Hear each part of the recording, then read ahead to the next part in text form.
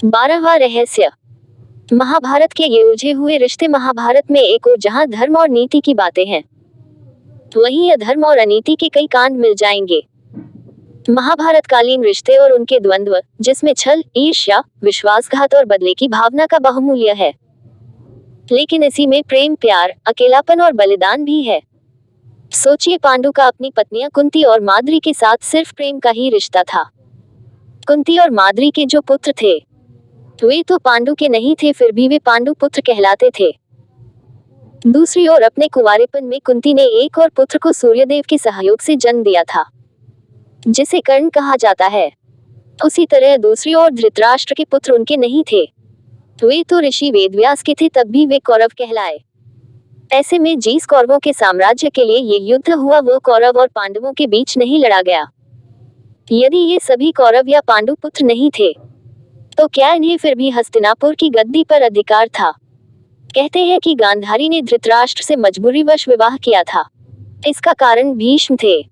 द्रौपदी का अपने 5 पतियों से कैसा रिश्ता था? एक स्त्री 5 पुरुषों से कैसे विवाह कर सकती है, जबकि एक पुरुष 5 स्त्रियों से विवाह कर सकता था? प्राचीन काल से ही स्त्रियों का ऐसा करना वर्जित माना गया है। महाभारत में द्रौपदी ही एकमात्र ऐसी स्त्री थी जिसने 5 पुरुषों को अपना पति बनाया था। 5 पांडवों द्वारा इनसे जन्मे 5 पुत्र क्रमशः प्रतिविंध्य, सुतसोम, श्रुतकीर्ति, शतानीक व श्रुतकर्मा उपपांडव नाम से विख्यात थे। महाभारत में भगवान श्री कृष्ण के सखा थे अर्जुन।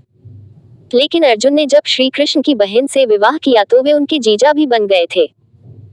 लेकिन भगवान श्री कृष्ण का अर्जुन से ही नहीं बल्कि दुर्योधन से भी करीबी रिश्ता था। कृष्ण की 8 पत्नियां थी, जिसमें से एक का नाम जामवंती था, जो रामायण काल के जामवंत जी की पुत्री थी। इसी जामवंती से श्री कृष्ण को एक पुत्र मिला जिसका नाम साम था। इस साम ने दुर्योधन की पुत्री लक्ष्मणा से विवाह किया था। इस तरह दुर्योधन और श्री कृष्ण दोनों एक दूसरे के समधी थे। इस तरह हम देखते हैं कि महाभारत में और भी ऐसे रिश्ते हैं जो आपस में उलझे और गुथे हुए हैं, फिर भी सभी एक दूसरे के खिलाफ युद्ध के मैदान में इकट्ठे हो जाते हैं। 13वां रहस्य। महाभारत का युद्ध कुरुक्षेत्र में ही क्यों लड़ा गया? भगवान श्री कृष्ण को डर था कि भाई भाइयों के, गुरु शिष्यों के व संबंधी कुटुंबियों के इस युद्ध में एक दूसरे को मरते देखकर कहीं ये संधि न कर बैठें। इसलिए ऐसी भूमि युद्ध के लिए चुनने का फैसला लिया गया जहां क्रोध और द्वेष के संस्कार पर्याप्त मात्रा में हों। तब श्री कृष्ण ने कई दूत अनेकों दिशाओं में भेजे और उन्हें वहां की घटनाओं का जायजा लेने को कहा।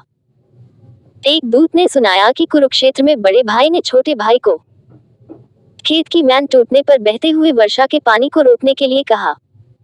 उसने साफ इनकार कर दिया। इस पर बड़ा भाई आग बबूला हो गया। उसने छोटे भाई को छुरे से गोद डाला और उसकी लाश को पैर पकड़कर घसीटता हुआ उस मैन के पास ले गया और जहां से पानी निकल रहा था वहां उस लाश को पानी रोकने के लिए लगा दिया। इस कहानी को सुनकर श्री कृष्ण ने तय किया कि यही भूमि भाई भाई के युद्ध के लिए उपयुक्त है। जब श्री कृष्ण आश्वस्त हो गए कि इस भूमि के संस्कार यहाँ पर भाइयों के युद्ध में एक दूसरे के प्रति प्रेम उत्पन्न नहीं होने देंगे, तब उन्होंने युद्ध कुरुक्षेत्र में करवाने की घोषणा की। कुरु का क्षेत्र की दूसरी कहानी अनुसार कहते हैं कि जब कुरु इस क्षेत्र की जुताई कर रहे थे, तब इंद्र ने उनसे जाकर इसका कारण पूछा। गुरु ने कहा कि जो भी व्यक्ति इस स्थान पर मारा जाए वह पुण्य लोक में जाए, ऐसी मेरी इच्छा है। इंद्र उनकी बात को हंसी में उड़ाते हुए स्वर्गलोक चले गए। ऐसा अनेक बार हुआ। इंद्र ने अन्य देवताओं को भी ये बात बताई। देवताओं ने इंद्र से कहा कि यदि संभव हो तो कुरु को अपने पक्ष में कर लो। तब इंद्र ने कुरु के पास जाकर कहा कि कोई भी पशु, पक्षी या मनुष्य निराहार रहकर या युद्ध करके इस स्थान पर मारा जाएगा तो वह स्वर्ग का भाग ही होगा।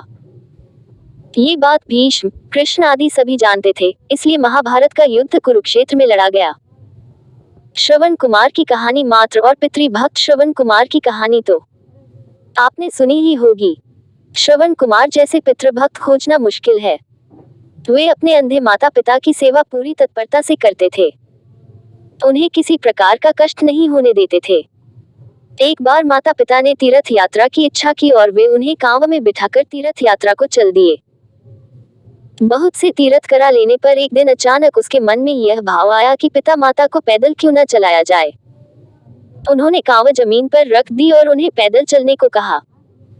अंधे माता और पिता पैदल चलने तो लगे, पर उन्होंने साथ ही यह भी कहा, बेटा इस भूमि को जितनी जल्दी हो सके पार कर लेना चाहिए। वे तेजी से चलने लगे। जब वह भूमि निकल गई तो श्रवण कुमार को माता पिता के साथ इस तरह का व्यवहार करने पर बड़ा पश्चाताप हुआ और उसने पैरों में गिरकर क्षमा मांगी तथा फिर से दोनों को कांव में बिठा लिया। उनके अंधे पिता ने कहा, पुत्र इसमें तुम्हारा दोष नहीं। उस भूमि पर किसी समय मैं नामक एक असुर रहता था। उसने जन्मते ही अपने ही पिता माता को मार डाला था। उसी के संस्कार उस भूमि में अभी तक बने हुए हैं। इसी से उस क्षेत्र में गुजरते हुए तुम्हें ऐसी बुद्धि उपजी। विरोधाभास महाभारत के वन पर्व के अनुसार कुरुक्षेत्र में आकर सभी लोग पाप मुक्त हो जाते हैं, और जो ऐसा कहता है कि मैं कुरुक्षेत्र जाऊंगा और वहीं निवास करूंगा, यहाँ तक कि यहाँ की उड़ी हुई धूल के कण पापी को परम पद देते हैं। नारद पुराण में आया है कि ग्रहों, नक्षत्रों एवं तारागणों को कालगति से आकाश से नीचे गिर पड़ने का भय है, किंतु वे जो कुरुक्षेत्र में मरते हैं पुनः पृथ्वी पर नहीं गिरते, अर्थात वे पुनः जन्म नहीं लेते। भगवद गीता के प्रथम श्लोक में कुरुक्षेत्र को धर्म क्षेत्र कहा गया है। 14वां रहस्य। इस निवेदन को नकार दिया। अर्जुन ने कहा कि मेरी दृष्टि में कुंती, माद्री और शची का जो स्थान है वही तुम्हारा भी है। तुम पुरु वंश की जननी होने के कारण आज मेरे लिए परम गुरु स्वरूप हो। उर्वशी अपने कामुक प्रदर्शन और तर्क देकर अपनी काम वासना तृप्त करने में असफल रही तो क्रोधित होकर उसने अर्जुन को 1 वर्ष तक नपुंसक होने का शाप दे दिया। इस शाप के चलते अज्ञातवास के समय अर्जुन ने विराट के महल में नर्तक वेश में रहकर विराट की राजकुमारी को संगीत और नृत्य विद्या सिखाई थी। तत्पश्चात वे शाप मुक्त हो गए थे। गांधारी अपने 100 पुत्रों की मृत्यु के शोक में अत्यंत व्याकुल थी।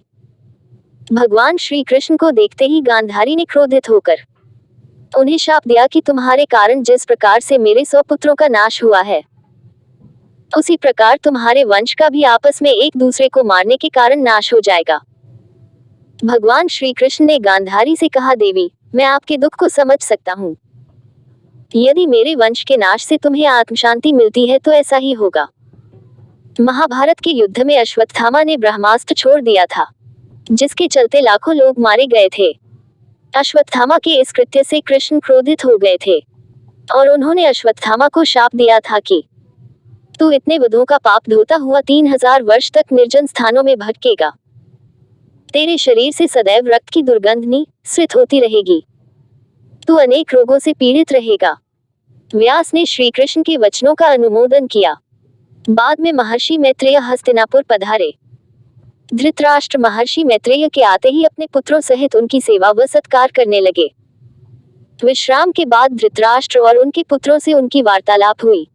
उन्होंने इसी बीच दुर्योधन से कहा, तुम जानते हो पांडव कितने वीर और शक्तिशाली हैं। तुम्हें उनकी शक्ति का अंदाजा नहीं है। शायद इसलिए तुम ऐसी बात कर रहे हो। इसलिए तुम्हें उनके साथ मेल कर लेना चाहिए। मेरी बात मान लो। गुस्से में ऐसा अनर्थ मत करो। महर्षि मैत्रेय की बात सुनकर दुर्योधन को क्रोध आ गया और वह व्यंग्यपूर्ण मुस्कुराते हुए पैर से जमीन कुरेदने लगा और हद तो तब हो गई जब उसने अपनी जांघ पर हाथ से ताल ठोंक दी। दुर्योधन की यह उद्दंडता देखकर महर्षि को क्रोध आया। तब उन्होंने दुर्योधन को शाप दिया, तू मेरा तिरस्कार करता है, मेरी बात शांतिपूर्वक सुन नहीं सकता। जा उद्दंडी, जिस जंघा पर तू ताल ठोंक रहा है उस जंघा को भीम अपनी गदा से तोड़ देगा। जब घटोत्कच पहली बार अपने पिता भीम के राज्य में आया तो अपनी मां हिडिंबा की आज्ञा के अनुसार उसने द्रौपदी को कोई सम्मान नहीं दिया। द्रौपदी को अपमान महसूस हुआ और उसे बहुत गुस्सा आया और शाप दे दिया कि जा दुष्ट, तेरा जीवन बहुत छोटा होगा तथा तू बिना किसी लड़ाई के मारा जाएगा। 15वां रहस्य। महाभारत के स्थान। महाभारत में कुछ ऐसे स्थान हैं जहां महत्वपूर्ण घटनाएं घटी थी। जैसे महाभारत का युद्ध कुरुक्षेत्र में हुआ था। यहीं पर भगवान श्री कृष्ण ने गीता का ज्ञान दिया था। ये स्थान हरियाणा में स्थित है। लाक्षागृह बरनावा या वारनावत नामक स्थान मेरठ जिले में स्थित है। यहाँ पर पांडवों की मारने के लिए लाख का घर बनाया गया था। लाक्षागृह से निकलने पर भटकते हुए पांडव वर्तमान नागालैंड में पहुंच गए थे, जिस स्थान पर भीम नहीं उठा पाए थे।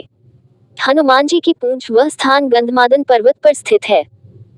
सुमेरु पर्वत की चारों दिशाओं में स्थित गजदंत पर्वतों में से एक को उस काल में गंधमादन पर्वत कहा जाता था। हिमालय के कैलाश पर्वत के उत्तर में दक्षिण में केदार पर्वत है स्थित गंधमादन पर्वत कुबेर के राज्य क्षेत्र में था। बर्बरीक का सिर काटकर जहां रखा था उस स्थान को वर्तमान में खाटू श्याम के नाम से जाना जाता है। राजस्थान के शेखावाटी के सीकर जिले में स्थित है। परमधाम खाटू खाटू का श्याम मंदिर बहुत ही प्राचीन है।